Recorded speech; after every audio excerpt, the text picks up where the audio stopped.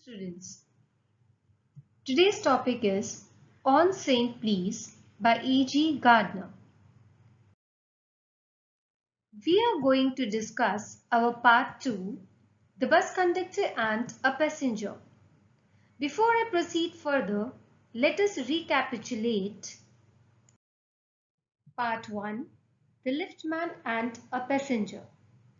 The young liftman in a city office who threw a passenger out of his lift the other morning and was fined for the offence was undoubtedly in the wrong. The passenger said top and the liftman demanded top please, and when this concession is refused, he not only declined to comply with the instructions but also physically assault and knock him down.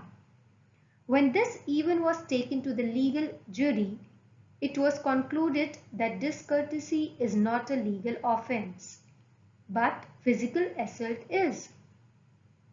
A.G. Gardner believes that people must learn to be as polite as possible, but also to accept impoliteness when it occurs as a part of life.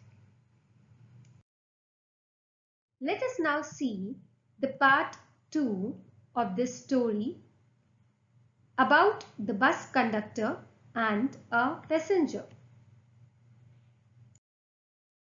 Gardner then goes on a state that he wishes to hold up the example of a friend of his whom he called the polite conductor.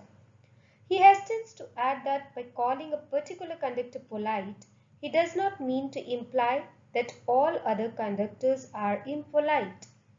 In fact, he says given the difficult nature of their jobs, most conductors go about their work in very good-natured manner. There are of course exceptions. Here and there one meets resentful conductors who look upon the passengers as their enemies who have to be kept in check through aggressions. But such specimens are fewer than they used to be. The Gardner thinks that this is because the Underground Railway Company, who manages the bus service, imposes a certain standard of polite behavior in the men who work for them. This, he feels, is an important bit of social service that also benefits the passengers. Having made it clear that he has nothing against conductor in general, Gardner tells us about his first interaction with the polite conductor. It happens one day when he boards the bus without realizing that he has left home without any money in his pocket. This being an experience common to most people, the author feels that the reader will know the feeling such a situation evokes. One feels either like a fool or a crook. One almost expects that conductor to look at him suspiciously and imply that this is a common trick played by crooks and be asked to get off the bus. Even if the conductor believes him and is kind, he is still left with the necessity and going back home for his wallet, wasting a time and not being able to do what he had set out to do. Finding no coins at all in his pockets, Gardner tells the conductor that he must go back home to fetch some money. At this, the conductor tells him that he does not need to get off.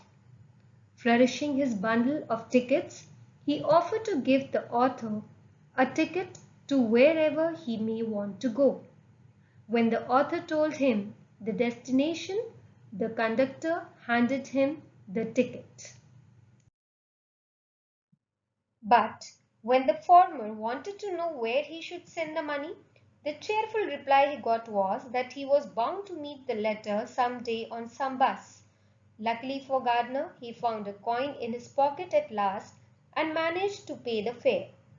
The joy, however, that such pleasantness on the part of the conductor gave him did not diminish even a tiny bit. Soon after, it so happened that the same conductor accidentally stepped on the author's toe, causing him much pain. The cheerful conductor was quick to apologize, saying that he had got those heavy boots on because his toes were often trod on. Yet, ironically, he himself was now stepping on people's toes. When he asked Gardner if he were hurt, the latter reassured him that he was not, even though in point of fact he was. What is illustrated here is the effect of politeness and how good behavior evinces good behavior. From that incident onward, the author began to take note of the polite conductor and his actions. He seems to have a limitless supply of patience and goodwill towards the passenger. As caring as a son to the elderly and as a father to children, he goes out of his way to make passengers comfortable, be it by letting people on the top know that there are seats lower down when it rains, or by cracking jokes with the young people to make them laugh, or to set down a blind person up on the footpath and safely on his way. The polite conductor always exuded such good temper and kindness that Gardner says that a journey with him taught one what natural courtesy and good manner were. Gardner then goes on to show us the benefit of such behavior. The polite conductor never had any difficulty in doing his work, just as rudeness begets rudeness. Likewise, a sunny disposition begets pleasantness in others. The poet Keats had claimed that he always felt cheerful when the weather was sunny, and says Gardner, cheerful people come to us like the blessings of sunny weather. Consequently, the atmosphere inside this particular conductor's bus was always pleasant. His politeness, his readiness to accommodate, his pleasant manner of conducting himself resulted in making his passengers happy, which in turn made his own work easy. Although sad that the polite conductor is no longer on his route, the author hopes that it means that he had carried his cheerfulness to another route. The world at large is rather dull place, he says, and so such cheerfulness need to be spread as widely as possible. Moreover, Gardner is not apologetic about writing a piece in praise of an unknown conductor. He feels that just as William Wordsworth, the English romantic poet, could learn lesson from the humble leech gathered and the lonely mole, ordinary people too could learn from a man who evaluated his modest job through good temper and kindness. There is a general feeling that the World War has taken away from man's daily life the use of civility that had made life sweet earlier. Gardner asserts that those civilities must be restored to make life with one another easier. This cannot be done with the help of policeman or the law, which are necessary for creatures like man who are far from perfect, whereas the law can only protect us from physical injury. The liftman's way of retaliating against rudeness with physical violence too is ineffectual. Gardner suggests that if rudeness were to be replied with excessive politeness, sweet revenge might be had while retaining one's moral superiority. He calls it the victory over oneself, the victory that matters to end the peace. He recounts the story with the witty Lord Chesterfield for the edification of the liftman. There was a time when the streets of the city were very muddy, and the only way of keeping one's shoe clean was by walking as close as possible to the wall, where a very narrow strip of ground was a little higher than the rest of the road. Here, Chesterfield came face to face with an uncouth fellow who refused to step into the mud to allow Chesterfield to pass. "I never give way to a scoundrel," is what he said. Immediately, Chesterfield stepped into the mud with a bow, saying, "I always do."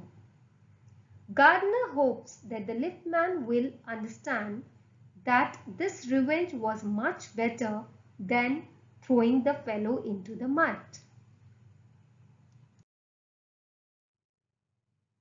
So, here we came to know the moral of the story. Here we see that Gardner talks about the importance of polite civil behavior in all aspects of our life of social creature. We learn how good manner in ourselves can beget good manner in people we deal with, thus making our interaction easier and more pleasant. We have also seen how bad manner can be equally contagious and can poison our life. Please, sorry, and thank you are the loose change we pay through life to keep the wheels oiled and smoothly moving.